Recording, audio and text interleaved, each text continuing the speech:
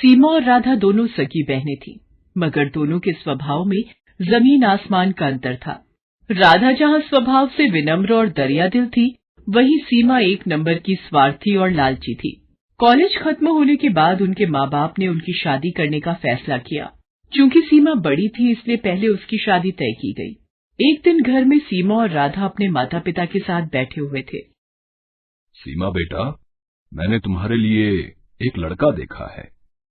ये देखो, ये उसकी फोटो है। ये तो बताइए पापा कि लड़का कितना पढ़ा लिखा है, उसका घर परिवार कैसा है। मैं नहीं चाहती कि मेरी शादी किसी कम पढ़े लिखे या गरीब से हो जाए।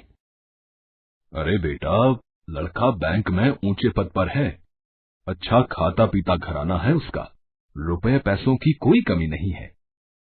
तो फिर ठीक है, मुझे मंजूर है ये रिश्ता। निश्चित समय पर बड़े धूमधाम से सीमा की शादी कर दी गई। चूंकि सीमा बड़ी बेटी थी, इसलिए उसके पापा ने शादी में कोई कसर नहीं छोड़ी।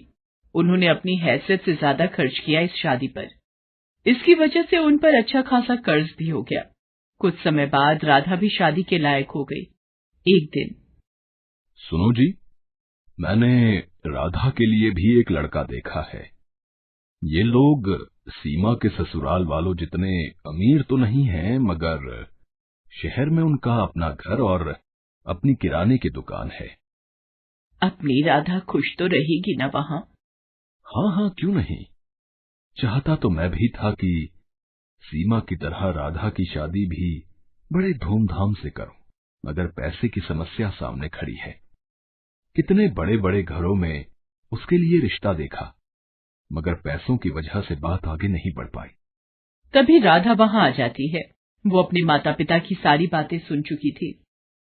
आप चिंता मत करो पापा, आपने जहां मेरा रिश्ता तय किया है, मैं वहीं खुश रहूंगी। मुझे तो बस आप लोगों का आशीर्वाद चाहिए। राधा की बातें सुनकर उसके पिता को थोड़ी शांति मिली। निश्चित समय पर बड़े ही सीधे साधे तरीके से राधा की भी शादी हो गई। राधा के ससुराल में केवल उसकी सास थी, जो अक्सर बीमार रहा करती थी। राधा ने आते ही घर की सारी जिम्मेदारी अपने सर ले ली, जिससे उसकी सास को बड़ी राहत मिली।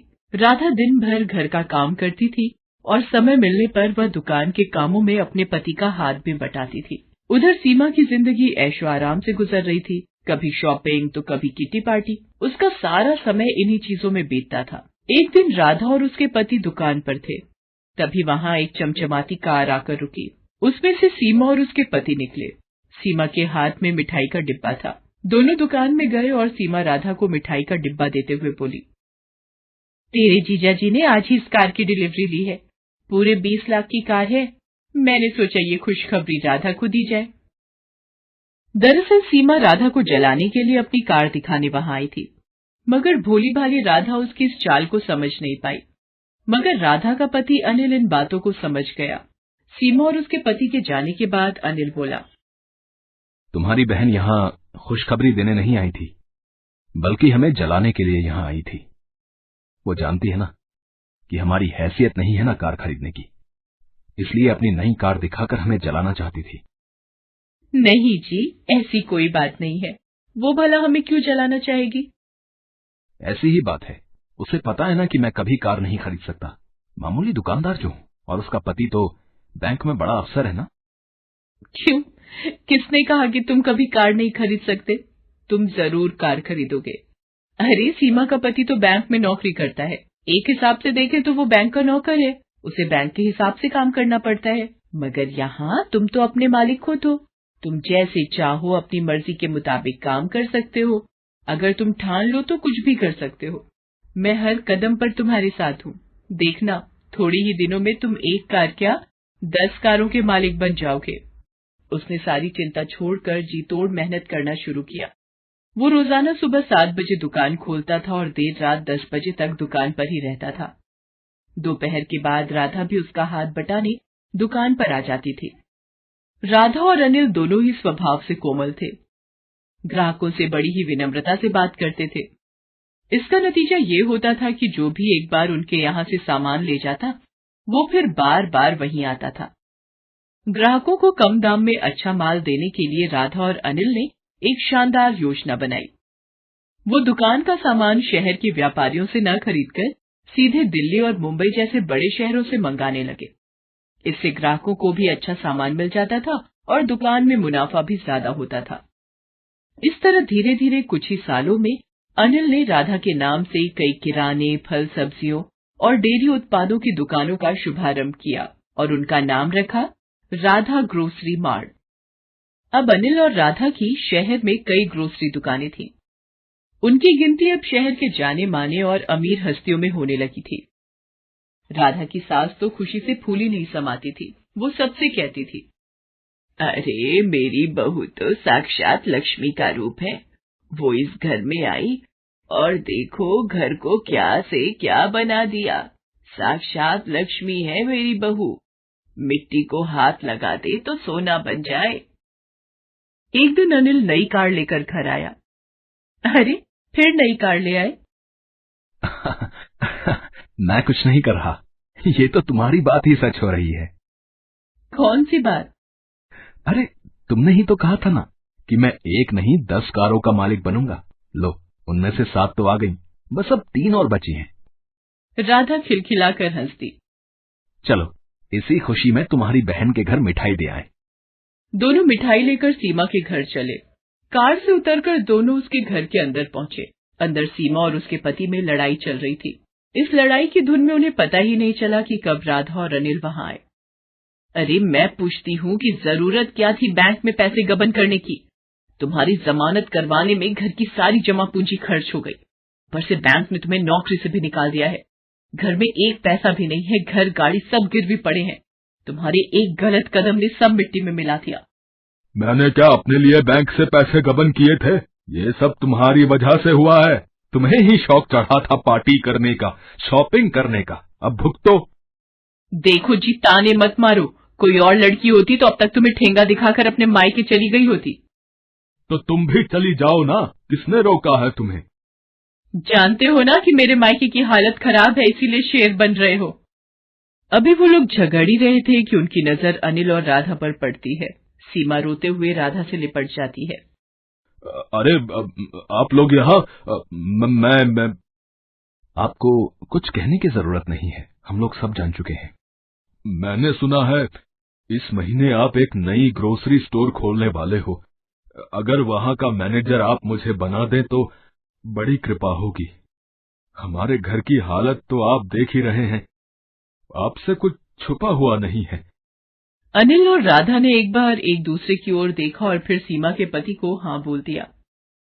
अब सीमा का सारा घमंड चूर चूर हो गया था। एक समय में जिसे वो अपने दौलत की झूठी शान दिखाकर जलाना चाहती थी, आज वो उसी के रहमो करम पर थी। उसे एहसास हो गया था कि दौलत पर कभी घमंड नहीं करना चाहिए। प्रीति की बुआ शोभा दिल्ली में रहती थी। प्रीति के पिता धनराज चाहते थे कि प्रीति अपने कॉलेज की पढ़ाई शहर में अपनी बुआ के घर रहकर ही पूरी करे। प्रीति, तुम्हारी बुआ ने सोनिया के कॉलेज में बात कर ली है।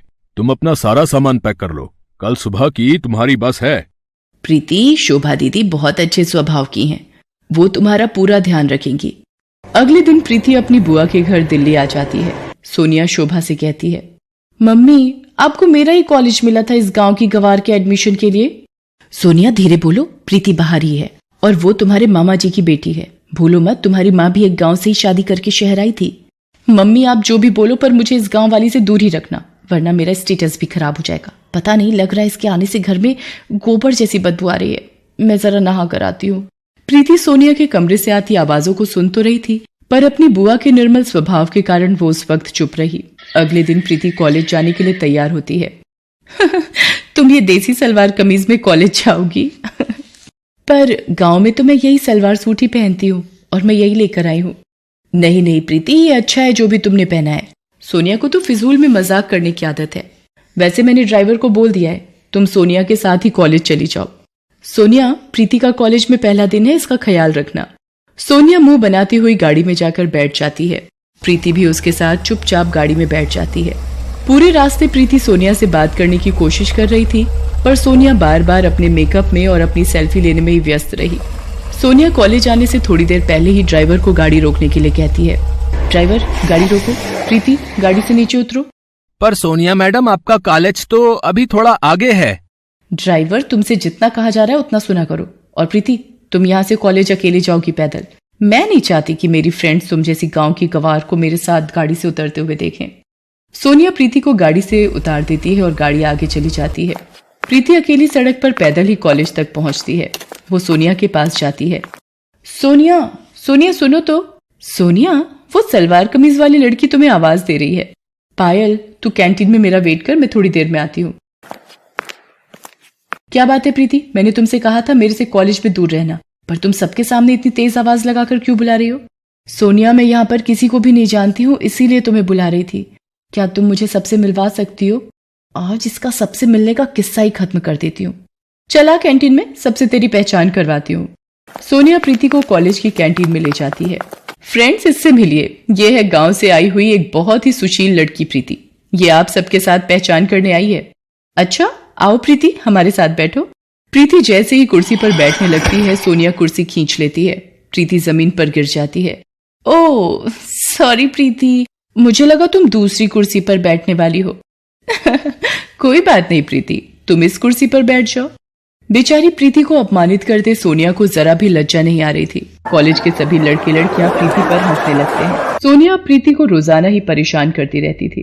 कॉलेज में ही सोनिया का एक दोस्त था मोहित, वो भी बहुत ही बिगड़ा हुआ लड़का था। एक दिन, सोनिया, आज शाम की पार्टी में क्लब आ रही हो ना?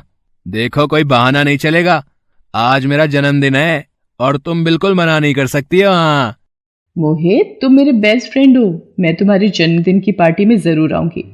सोनिया मोहित की बर्थडे पार्टी में जाने के लिए तैयार होने लगती है। सोनिया, प्रीति को भी अपने साथ लेती जाओ। जब से वो शहर आई है एक बार भी कहीं घूमने नहीं गई और मैं तुम्हारा नो नहीं सुनूंगी। ओके मम्मी, पर इसे बोल देना अपने सलवार सूट में ना जाए, कोई जीन्स और कुर्ती पहन ले। प्रीति भी सोनिया के साथ क्लब की पार्टी में चली जाती है।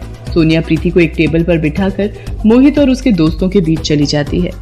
Hello Sonia, thank you so much, तुम मेरी पार्टी में आ गई, मानो 4 चांद लग गए। आओ डीजे पे डांस करते हैं। सोनिया मोहित और उसके दोस्तों के साथ डीजे पर डांस में व्यस्त हो जाती है। प्रीति पानी लेने के लिए काउंटर पर जाती है। तभी, कितनी गोलियां डाली हैं ड्रिंक में? बेफिक्र रहो, इतनी गोलियां डाल दी हैं कि सोनिया को सुबह तक होश नहीं आएगा। ये लोग सोनिया के बारे में क्या बात कर रहे हैं? उसे क्या पिलाने वाले हैं? मुझे सोनिया को बताना ही होगा, ये जरूर सोनिया के साथ कुछ गलत करने वाले हैं। मोहित सोनिया के लिए ड्रिंक लेकर जाता है। प्रीति सोनिया से कहती है, सोनिया, इन्होंने इस पानी में कुछ मिलाया है, तुम इसे मत पीना। ये क्या बकवास कर रही हो? सोनिया, ये लड़की कौन है? कॉलेज में भी ये मेरे साथ चिपकने की कोशिश कर रही थी, मैंने इसे भाव नहीं दिया तो अब ये तुम्हें मेरे खिलाफ भड़का रही है। बिल्कुल गांव की गवार लड़की है ये। तुम इसे मेरे बर्थडे की पार्टी में ले आई हो और ये सारा मजा किरकिरा कर रही है। मेरे से बहुत बड़ी गलती हो गई जो मैं तुम्हें अपने साथ इस पार्टी में ले आई। अभी के अभी ऑटो करो और यहाँ से रफा दफा हो जाओ। इस पार्टी में मुझे तुम्हारी शक्ल ना दिख जाए। गार्ड, इस लड़की को गेट से बाहर कर दो।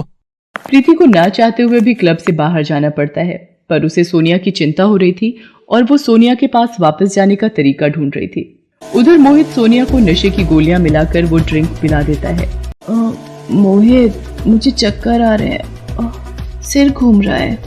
अब एक काम करते हैं ना, हम ऊपर रूम में चलते हैं। मोहित सोनिया को होटल के कमरे में ले जाता है और सोनिया के नशे में होने का फायदा उठाने लगता है। मोहित छोड़ो मुझे, ये क्या कर रहे हो? बचाओ बचाओ। क्यों? कॉलेज में तो बड़ा स्टाइल मारती रहती हो, अब शर्माने का नाटक क्यों? मैं ही तो हूँ तुम्हारा बेस्ट फ्रेंड, मुझसे क्या शर्माना। तभी दरवाजा पीटने की आवाज आने लगती है। सोनिया किसी तरह दरवाजा खोलने में कामयाब हो जाती है।